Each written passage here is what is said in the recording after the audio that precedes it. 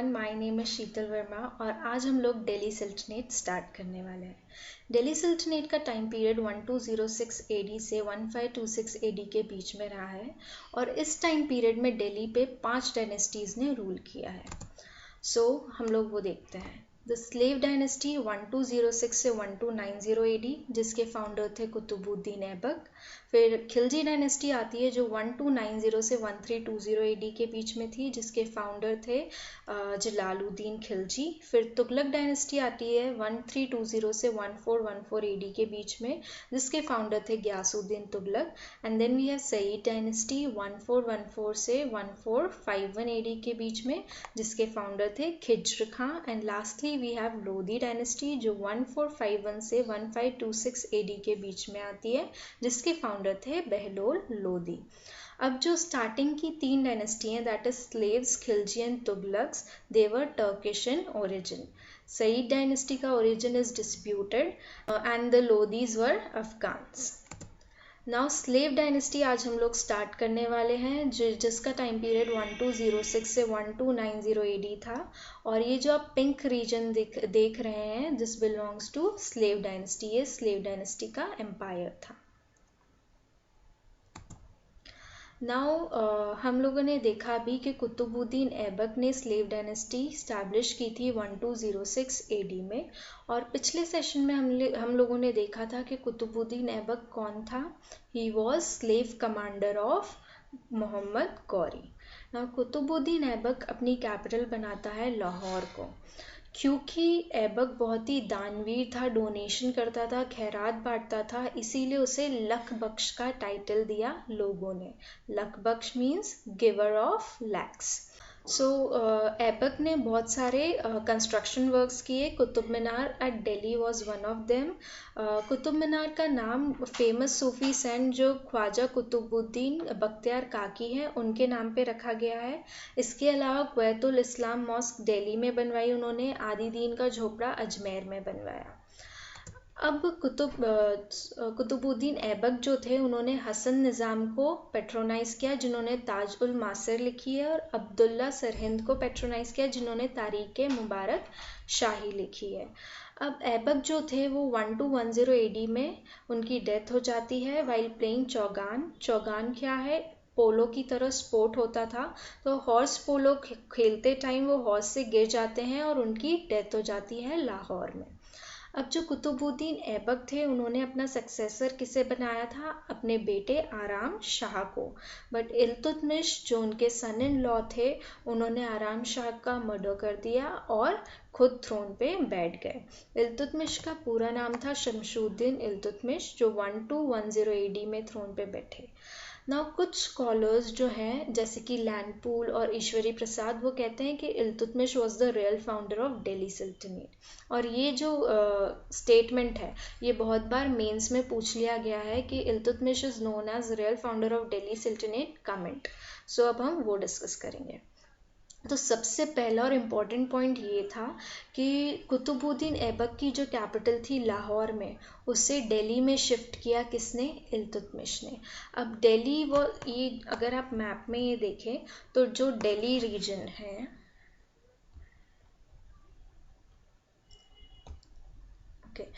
ये लाहौर है, कुतुबुद्दीन ऐबक की कैपिटल जिसे शिफ्ट कर लिया गया कहाँ? दिल्ली में। ये रहा दिल्ली। आप देख रहे हैं जो भी स्लेव डायनेस्टी का रीजन है दिल्ली इज सेंट्रली लोकेटेड तो यहाँ से एडमिनिस्ट्रेशन करना बहुत ही ज़्यादा ईजी हो जाता। ओके नाउ नेक्स्ट इज जो इल्तुतमिश था उन्होंने चंगेज़ खां से दिल्ली सल्तनत को सेव किया। कैसे? अब एक डायनेस्टी थी ख्वाज़रिम डायनेस्टी जिसके रूलर थे ख्वाज़रिम शाह। ख्वाज़रिम शाह को उस टाइम पे चंगेज़ खां ढूंढ रहा था और ख्वाज़रिम खां ने किससे शेल्टर मांगा? इल्तुतमिश से शेल्टर मांगा पर इल्तुतमिश ने मना कर दिया। क्यों? क्योंकि उसे पता था अगर वो ख्वाज़रिम शाह को शेल्टर देता है तो चंगेज़ खां इंडिया में भी इन्वेड करेगा। उन्होंने दिल्ली सल्तनत को बचाने के लिए ख्वाज़रिम शाह को शेल्टर देने से मना कर दिया। नेक्स्ट उन्होंने डिफीट किया तजुद्दीन इल्दौसी को। ना तजुद्दीन इल्दौसी कौन है? He was successor of Gauri, Gauri के सक्सेसर थे और अपनी पोजीशन सिक्योर करने के लिए इल्तुतमिश ने उन्हें बैटल में हरा दिया। नाउ एक बहुत ही छोटे टाइम पीरियड 8 इयर्स के स्पैन में इल्तुतमिश ने बहुत सारे रीजन्स को कैप्चर कर लिया, जिसमें से रणथंबोर, मंडावर, बयाना, जालोर, ग्वालियर, मालवा, भिलसा, उज्जैन, बंगाल, ये सब आते हैं। नाउ जो भी ऐबक का छूटा हुआ कंस्ट्रक्शन वर्क था, जैसे कुतुब मीनार का, उसे किसने कंप्लीट किया?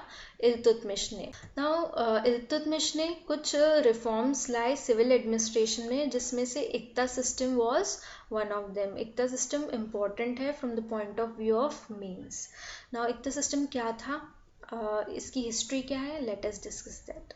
सो इक्ता सिस्टम मोहम्मद गौरी लाए थे, पर इसे इंस्टीट्यूशनल फॉर्म या प्रैक्टिस में कौन लाया? इल्तुतमिश लाया। सो इक्ता सिस्टम में क्या होता था, जो भी सुल्तान का जो रीजन हुआ करता था या जो सल्तनेट हुआ करती थी, उसे बड़े छोटे पार्ट्स में डिवाइड कर दिया जाता था, जिसे इक्तास कहा जाता था।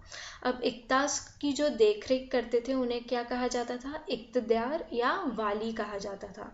और ये लोग कौन थे? ये नोबल्स हुआ करते थे या जो इम्पोर्टेंट ऑफिसर्स थे इल्तुतमिश के, वो हुआ करते थे।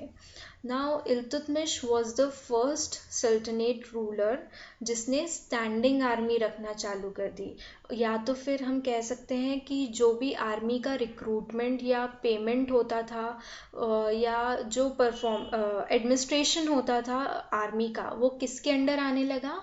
किंग के अंडर आने लगा, सुल्तान के अंडर आने लगा। नाउ नेक्स्ट थिंग इज कि जो इल्तुतमिश था, उन्होंने ग्रुप ऑफ 40 दैट इज चहलगानी या चालीसा स्टैब्लिश किया। अब ये क्या होते थे? ये 40 नोबल्स होते थे जो कि हेल्प करते थे सुल्तान को to govern the vast empire. Iltutmish ने टंकाज और जितल कॉइन्स इशू किए। टंकाज व सिल्वर कॉइन एंड जितल व कॉपर कॉइन्स। अब इल्तुतमिश ने मिनाज उल सिराज को पेट्रोनाइज किया, जिन्होंने तबाकत नसीरी लिखी है। ये क्वेश्चन 2019 प्री में पूछा गया था। नाउ इल्तुतमिश क्या करते हैं, अपनी सक्सेसर वो अपनी बेटी रज़िया सुल्तान को अपॉइंट करते हैं, पर जो ग्रुप ऑफ 40 था, चहलगानी जो थी, वो रकनुद्दीन को थ्रोन पे बिठाना चाहते थे। अब इल्तुतमिश की डेथ हो जाती है 1236 AD में। उनके बाद कौन आती है? रज़िया सुल्तान आती है। सो रज़िया सुल्तान का जो टाइम पीरियड था वो 1236 से 1240 AD था, और जो कि बहुत ही छोटा टाइम पीरियड था। रज़िया सुल्तान को बहुत ही अपोजिशंस झेलने पड़े, फैमिली से भी और नोबल्स से भी। मेंस में ये क्वेश्चन पूछा जाता है कि what are the reasons for downfall of Razia Sultan. So अब हम वो डिस्कस करेंगे। So first point is opposition by nobles. अब जो नोबल्स थे, जो चालीसा थी, उन लोगों को एक फीमेल का रूल नहीं पसंद आया। उन्हें लगता था कि it is beneath their dignity to be govern by a female. तो उन्होंने इस चीज़ का अपोज किया और वो लोग रुकनुद्दीन को थ्रोन पे बिठाना चाहते थे। अब फैमिली डिस्कॉर्ड से क्या मतलब है कि रज़िया को कभी भी फैमिली का सपोर्ट नहीं मिला। जो उसके ब्रदर्स थे बहरम शाह और रुकनुद्दीन, वो क्या चाहते थे, उसे थ्रोन पे से हटा के खुद थ्रोन पे बैठना चाहते थे। Now progressive ideas of Razia. Razia बहुत ही पावरफुल वुमेन थी और बहुत ही खुले विचारों की इंसान थी। वो क्या करती थी, जो उस टाइम पे पर्दा सिस्टम और वेल सिस्टम होता था उसे फॉलो नहीं करती थी। Court meetings openly court meetings में जाया करती थी, और मेल अटायर मीन्स मेल की तरह ड्रेसअप होके कोर्ट मीटिंग अटेंड करती थी। तो इससे नोबल्स ने और आम जनता ने भी क्रिटिसाइज करना स्टार्ट कर दिया था। अब एक पोस्ट हुआ करती थी आमिर आकुर। तो इस पोस्ट पे रज़िया ने जमालुद्दीन याकुत को बिठाया, और इसका पोस्ट किसने किया? नोबल्स ने किया। क्यों? क्योंकि याकुत एक अब्सेनियन स्लेव था। तो रज़िया ने उन्हें ये इम्पोर्टेंट पोजीशन दे दी, जिसका पोस्ट किसने किया? नोबल्स ने किया। रज़िया की कैपिटल दिल्ली पे 4 रीजन्स के गवर्नर जो लाहौर, मुल्तान, हासी और बदौन हैं, उन 4 रीजन्स के गवर्नर ने अटैक कर दिया था। अब इस टाइम स्पैन में क्या होता है, भटिंडा का जो गवर्नर होता है अल्तूनिया, वो भी एक रिबेलियन रज़िया के अगेंस्ट स्टार्ट कर देता है। तो रज़िया और याकुत, जमालुद्दीन याकुत, दोनों भटिंडा जाते हैं इस रिबेलियन को रेजिस्ट करने के लिए। तो याकुत का तो यहाँ पे जो अल्तूनिया है वो मर्डर कर देता है और रज़िया को बंदी बना लेता है। तो रज़िया थोड़े टाइम बाद वो रज़िया से शादी कर लेता है। अब अल्तूनिया और रज़िया दोनों दिल्ली की तरफ मार्च कर देते हैं और इसी बीच 1240 में रज़िया एक कॉन्स्पिरेसी की विक्टिम बन जाती है और उन्हें कायथल में हरियाणा के पास उन्हें मार दिया जाता है। ना रज़िया के बाद बहुत सारे सक्सेसर्स आए इल्तुतमिश के, जो कि बहुत ही वीक सक्सेसर्स की तरह देखे जाते हैं, जिनका बहुत ही छोटा छोटा टाइम पीरियड रहा है। तो हम एक बार उन्हें देख लेते हैं। रुकनुद्दीन फिरोज शाह 1236 में आए थे। उसके बाद रज़िया आई थी 1236 से 1240 के बीच, जिनका अभी हमने रेन देखा। आफ्टर दैट बैरम शाह आते हैं, जो कि इल्तुतमिश के बेटे थे 1240 से 1242 के बीच, जिन्हें किसने इंथ्रोन किया था, चालीसा ने इंथ्रोन किया था। आफ्टर दैट अलाउद्दीन मसूद शाह आते हैं, जो 1242 से 1246 के बीच में रूल करते हैं। ये रुकनुद्दीन के बेटे थे और इन्हें भी चालीसा लेके आती है, इसीलिए चालीसा के पपेट की तरह काम करते हैं। मतलब जो चालीसा बोलती है ये वही काम करना स्टार्ट कर देते हैं। इसके बाद नसरुद्दीन महमूद शाह आते हैं 1246 से 1266 के बीच में, जो कि इल्तुतमिश के बेटे थे और इन्हें दरवेशी किंग कहा जाता है। ये क्वेश्चन प्री में होता है कि किसे दरवेशी किंग का टाइटल दिया है, तो नसरुद्दीन महमूद को दिया गया है। अब इन्हें क्यों ऐसे कहा जाता था, क्योंकि ये बहुत ही पायस और नोबल कैरेक्टर के इंसान थे। अब ये थे इल्तुतमिश के सक्सेसर्स। इसके तो नसरुद्दीन महमूद के बाद जो थ्रोन पे बैठते हैं वो थे बलबन। बलबन कौन थे? He was a member of चहलगानी। चहलगानी के एक पावरफुल और इम्पोर्टेंट मेंबर थे, जो कि 1266 में थ्रोन पे आते हैं। अब बलबन वॉज द रूलर जिन्होंने सल्तनेट को कंसोलिडेट किया और जो चहलगानी का पावर था उसे ब्रेक किया। मतलब चहलगानी की पोस्ट जो थी वो हटा दी गई बलबन के द्वारा। क्यों? क्योंकि चहलगानी अपने आप को अब किंग मेकर समझने लगी थी। बलबन ने अडॉप्ट की policy of blood and iron. Blood and iron की पॉलिसी कौन लेके आए थे? बिस्मार्क लेके आए थे। एंड बलबन ने ये पॉलिसी अडॉप्ट की थी for good governance. Blood and iron की पॉलिसी बहुत ही हार्श और रूथलेस होती थी और इसे यूज़ किया बलबन ने to suppress the internal revolts. जो इंटरनल रिवोल्ट्स हो रहे थे उन्हें ख़त्म करने के लिए, और जो बाहर से एक्सटर्नल इन्वेजन्स हो रहे थे उन्हें रेजिस्ट करने के लिए। अब बलबन एक थ्योरी लेके आते हैं, डिवाइन थ्योरी ऑफ किंगशिप। ये थ्योरी एग्जाम में पूछी जाती है, मेंस में पूछी जाती है, तो अब हम इसे डिस्कस करेंगे। अब बलबन कहते हैं कि मोनार्की क्या है? एक डिवाइन इंस्टीट्यूशन है, मतलब गॉड गिफ्टेड है, हमें इसकी इज्जत करनी चाहिए। अब बलबन कौन थे? बलबन एक नोबल थे, तो वो अपना एक रॉयल ब्लड प्रूफ करने के लिए क्या डिक्लेयर कर देते हैं कि मैं किसका सक्सेसर हूँ? अफर सियाब का। अफर सियाब कौन थे? एक ईरानियन वॉरियर थे। तो बलबन कहते हैं कि मैं सक्सेसर हूँ अफर सियाब का। नाउ इसके बाद नियाबत खुदाई। नियाबत खुदाई क्या होता है? बलबन कहते हैं कि किंगशिप जो है वो गॉड गिफ्ट है, गिफ्ट ऑफ गॉड है। और क्या कहते हैं कि किंग जो है वो रिप्रेजेंटेशन है गॉड का ऑन अर्थ, और एक टाइटल अडॉप्ट करते हैं ज़िल्ले इलाही का। ज़िल्ले इलाही का क्या मतलब होता है? Shadow of God on earth. Now इसके बाद वो इंट्रोड्यूस करते हैं सजदा एंड फैबूज। सजदा और फैबूज क्या है? 2 मेथड्स हैं, जो कि जो भी कोर्ट में आएगा उसे सुल्तान के सामने ये 2 चीज़ें करनी पड़ेगी। सजदा का मतलब क्या होता है? टू बो इन फ्रंट ऑफ सुल्तान, और फैबूज का मतलब होता है kissing the feet of sultan. Next जो बलबन है वो स्टार्ट करते हैं फेस्टिवल नवरोज़। नवरोज़ एक पर्शियन फेस्टिवल है, पर्शियन लोगों का न्यू ईयर सेलिब्रेट होता है नवरोज़ वाले दिन। नाउ बलबन असर्ट करते हैं kingship knows no kinship. Kinship का क्या मतलब होता है, जो भी रिलेशंस और कनेक्शंस होते हैं फैमिली से, उसे किनशिप बोलते हैं। तो बलबन कहते हैं कि जो भी थ्रोन पे बैठेगा या जो भी रूलर है वो अपनी ड्यूटीज़ परफॉर्म करते टाइम जो भी एक टाइज हैं, जो भी कनेक्शन है फैमिली से, उसे बीच में नहीं ला सकता। Okay, so this is all about divine theory of kingship.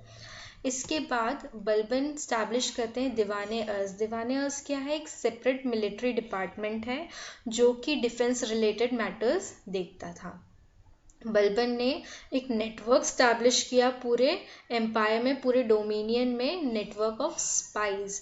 मतलब स्पाइस को उस टाइम पे क्या कहा जाता था, बरिद्स कहा जाता था। ये लोग क्या करते थे, जो भी चल रहा है सल्तनत में, डेवलपमेंट वर्क्स हो या जो भी प्रॉब्लम्स है, उसे सुल्तान को आके बताते थे। नाउ नेक्स्ट इज के सुल्तान नसरुद्दीन जो थे, उन्होंने बलबन को क्या टाइटल दिया था, उलूग खां का। अब ये टाइटल उन्होंने क्यों दिया था, जब बलबन ने मंगोल्स इन्वेजन को रेजिस्ट किया था 1246 एडी में, तब नसरुद्दीन ने बलबन को उलूग खां का टाइटल दिया था। बलबन के कोर्ट में आमिर खुसरो थे, जो कि जिन्हें हम तूते हिंद कहते हैं या पैरेट ऑफ इंडिया कहते हैं।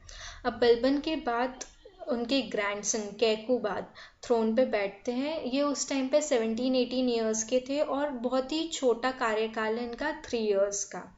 अब कैकुबाद के रेन में एक पोजीशन थी अर्ज ए मुमालिक करके, जिसका मतलब होता है मिनिस्टर ऑफ वॉर। उस पोजीशन पे कौन थे, जलालुद्दीन खिलजी थे।